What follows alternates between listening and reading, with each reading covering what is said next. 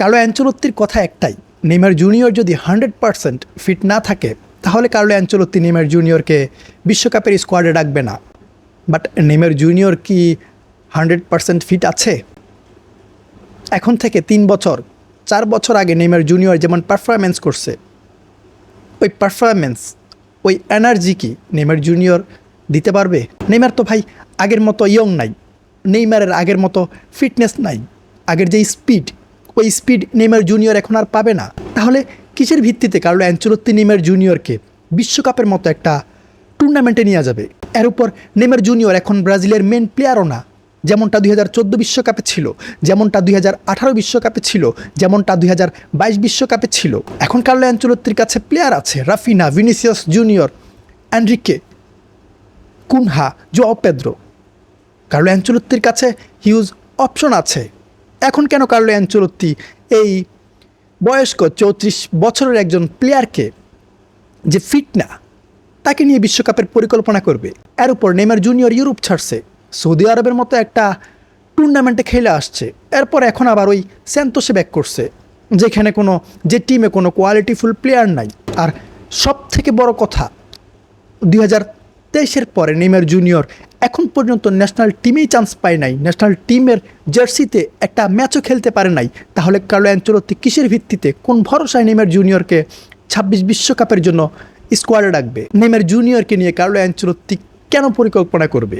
দেখেন, আমার কথা আমি বলি, কেন কার্লো অ্যানচেলত্তি নেইমার জুনিয়রকে নিয়ে পরিকল্পনা করবে?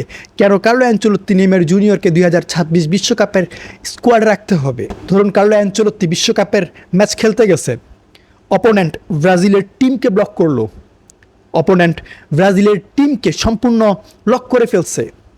তখন ওই লক ব্রেক করার জন্য, ওই লক খোলার জন্য একটা চাবি প্রয়োজন, একটা কি প্রয়োজন। আমি আপনাদেরকে সহজ ভাষায় বলি, কার্লো অ্যানচেলত্তির স্কোয়াডে, কার্লো অ্যানচেলত্তির টিমে একটা ম্যাগনেট প্রয়োজন। কেমন ম্যাগনেট প্রয়োজন? নেইমার জুনিয়রের মতো একটা ম্যাগনেট প্রয়োজন। নেইমার জুনিয়র অপোনেন্টের যেই লক, যেই ব্লক, ওইটা নেইমার জুনিয়র ব্রেক করবে। নেইমার জুনিয়র যখন বল হোল্ড করে, তখন অপোনেন্টের ডিফেন্ডাররা নেইমার জুনিয়রকে টার্গেট করে, নেইমার জুনিয়রকে ব্লক করতে চলে আসে। তখন কি হয়? টিমমেটরা স্পেস পায়। আর সব থেকে বড় কথা হইতেছে, তারা যখন নেইমার জুনিয়রকে টার্গেট করে, নেইমার জুনিয়রকে ব্লক করার জন্য আসে, চুম্বকের মতো নেইমার জুনিয়র যখন তাদেরকে কাছে নিয়ে আসে, তখন অপোনেন্টের যেই গেম প্ল্যান, অপোনেন্টের যে পরিকল্পনা, ওইটা নষ্ট হয়ে যায়। আর এই সুযোগটা কার্লো অ্যানচেলত্তি খুব সুন্দরভাবেই কাজে লাগাইতে পারবে। নেইমারকে আপনি কোথায় পিছিয়ে রাখবেন? এখন পর্যন্ত ব্রাজিল টিমের বেস্ট পেনাল্টি টেকার, শুধুমাত্র ব্রাজিলের না, আপনি বিশ্বের সেরা সেরা প্লেয়ারদেরকে জিগাইতে পারেন বেস্ট পেনাল্টি টেকারকে, সবাই চোখ বন্ধ করে বলবে ভাই নেইমার জুনিয়র।